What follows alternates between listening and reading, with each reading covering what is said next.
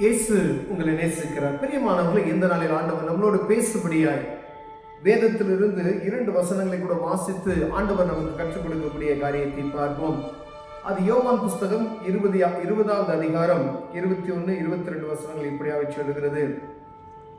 இயேசு மறுபடியும் அவர்களை நோக்கி, உங்களுக்கு சமாதானம் உண்டாவதாக, பிதா என்னை அனுப்பினது போல நானும் உங்களை அனுப்புகிறேன் என்று சொல்லி அவர்கள் மேல் ஊதி பரிசுத்த ஆவியை பெற்றுக்கொள்ளுங்கள்.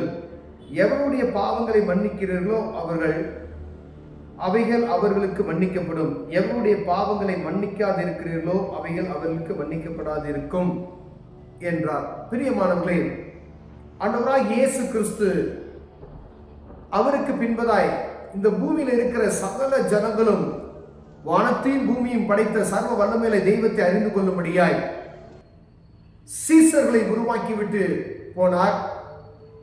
இப்பொழுது நாம் சீசர்கள் என்று அழைக்கப்படுகிறோம். நீங்கள் புறப்பட்டு போய் சகல ஜனங்களுக்கு சுவிசேஷத்தை அறிவித்து அவர்களை சீசராகுங்கள் என்று சொன்னார். அப்போ ஒவ்வொருவரும் இயேசுவை அறிந்து கொண்ட ஒவ்வொருவரும் சீசர்கள் என்பதை நாம் மறந்து போய்விடக்கூடாது. பிரியமானவர்களே, சீசன் ஆனவன் பிறருக்கு இந்த நற்செய்தியை அறிவிக்கும்படியாய் தெரிந்து கொள்ளப்பட்டவர்கள்.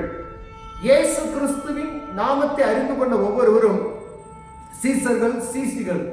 அப்படியானால் சீசர்கள் எதை செய்ய வேண்டும் என்று ஆண்டவர் நமக்கு சொல்லிக் கொடுத்து போயிருக்கிறார். முதல்ல சீசன் ஆனவன் இப்படிதான் இருக்க வேண்டும் என்று ஆண்டவர் நமக்கு கற்றுக் கொடுத்திருக்கிறார். அவருடைய செய்கைகள் இயேசுவை போல வாழ வேண்டும், இயேசுவை போல அன்பு செலுத்த வேண்டும், இயேசுவை போல பரிசுத்தமாய் வாழ வேண்டும். இயேசு எல்லாவற்றையும் நமக்கு முன்மாதிரியாய் வைத்திருக்கிறார். ஒருவன் ஒரு கன்னத்தில் அறைந்தால் மறு கன்னத்தையும் காண்பிப்பதற்கு எவ்வளவு தாழ்மையான குணம் வேண்டுமோ அந்த அளவிற்கு தாழ்மையின் குணத்தையும் நமக்கு கற்றுக் கொடுத்திருக்கிறார். பிரியமானவர்களே, இந்த அன்பு மாத்திரம் போதாதபடி ஒருவேளை ஆண்டவர் நமக்கு சொன்ன எல்லா காரியத்தையும் நிறைவேற்றுவதற்கு நாம் போதுமானவர்களாய் இருக்கும்படி அழைக்கப்படுகிறோம். பிரியமானவர்களே, அவர்கள் மேல் ஊதி பரிசுத்த ஆவியை பெற்றுக்கொள்ளுங்கள், பரிசுத்த ஆவியின் அபிஷேகத்தை பெற்றுக்கொள்ளுங்கள் என்று அவர்கள் மேல் ஊதினார்.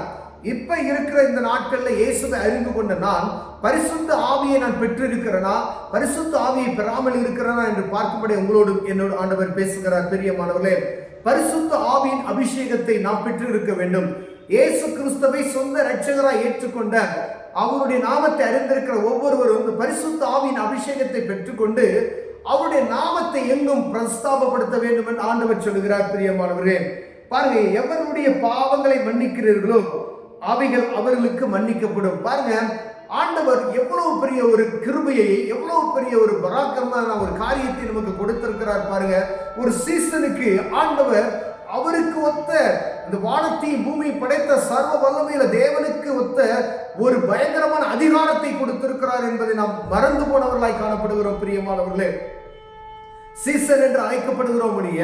சீசன் ஆனவன் ஆண்டவரை போல நடக்க வேண்டும் என்கிற அந்த காரியத்தில் குறைவுள்ளவர்களாய் காணப்பட்டபடியினாலே அவர் கொடுத்த அந்த அதிகாரத்தை நாம் பயன்படுத்த முடியாதபடிக்கு குறுகி போய் நிற்கிறதை நாம் பார்க்க முடிகிறது. ஆண்டவர் உங்களை சீசன் ஆக்கி இருக்கிறார். நீங்க கிறிஸ்தவர்கள் என்று சொன்னால் நீங்க சீசர்கள், நான் கிறிஸ்தவன் என்று சொன்னால் நான் சீசன். போதிக்கக்கூடிய ஆண்டவரை பற்றி மற்றவர்களுக்கு சொல்ல வேண்டும். இயேசுவே இந்த பூமியில சகல அதிகாரங்களை உடையவர், பாவத்தை மன்னிக்க அதிகாரம் பெற்றவர், பரலோக ராஜ்யத்துக்கு உள்ள நுழையினா இயேசு இல்லாதபடி அங்கு நுழைய முடியாது என்பதை ஒவ்வொரு ஜனமும் அறிந்து கொள்ளும்படியாய் நாம் அவர்களுக்கு சொல்வதற்காகவே நம்மளை நியமித்திருக்கிறார். பிரியமானவர்களே, இந்த அதிகாரம் என்பது எப்படி? பாவத்தை மன்னிக்க அதிகாரம் கொடுத்திருக்கிறார். பிரியமானவர்களே, ஒருவருடைய பாவத்தை மன்னித்து நீங்க ஜெபம் பண்ணும் பொழுது அவர்கள் பாவம் மன்னிக்கப்படுகிறது, அவருக்கு சுகத்தையும் பெற்றுக் கொள்கிறார்கள். சுகம் மாத்திரமல்ல, அவர்கள் அநேக அற்புதமான காரியங்களையும் பெற்றுக் கொள்கிறதை நாம் பார்க்க முடிகிறது.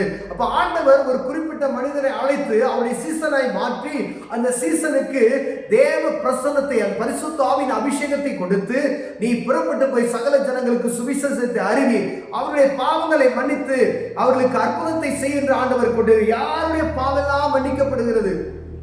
யாருக்கெல்லாம் நீங்க பிரேயர் பண்றீங்களோ அவங்களுடைய பாவங்கள்லாம் மன்னிக்க, எப்படிப்பட்ட பாவியாக இருந்தாலும் சரி, நீங்க ஆண்டவருடைய பிள்ளையாய் போய் அந்த இடத்துல ஜெபிக்கும் பொழுது ஆண்டவர் அவருடைய பாவங்களை மன்னிக்கிறார் பிரியமான. அவைகள் அவர்களுக்கு மன்னிக்கப்படும் இருக்கு என்று சொல்றார். யாருடைய பாவத்தை நீங்க மன்னிக்கலையோ அது மன்னிக்கப்படாது இருக்கும் என்று சொல்லப்படுகிறது பிரியமானவர்களே. அப்ப அநேக நேரங்கள்ல சுவிசேஷத்தை ஏற்றுக்கொள்ளவர்கள் உண்டு, ஏற்றுக்கொள்ளாதவர்கள் உண்டு.